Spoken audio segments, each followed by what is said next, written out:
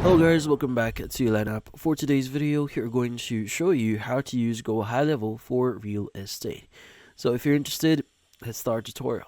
So you might be wondering how to exactly use GoHighLevel here for real estate. Well, this one is kind of tricky, but the great thing about GoHighLevel here is you can actually access their support portal or support page in order for you to see how you exactly set that up. So in this case, first is you want to go to their help webpage, which is going to be help.gohighlevel.com/support/home. But in this case, at the top right, you need to switch over to knowledge base. Now, under knowledge base, what we need to do is we want to look for account system. So let's go just scroll down a bit here, and we want to look for account. So this might take a while, so you could just press Control F on your keyboard and just type in account snapshots. Now from here you should be able to see a lot of things, so let's go ahead and open up the industry snapshots or click on view all, and you should be able to see the real estate agent snapshot here.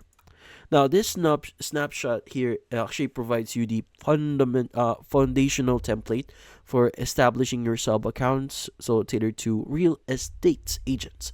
So in this case, it actually gives you the tools, capture, nurture, and close your leads.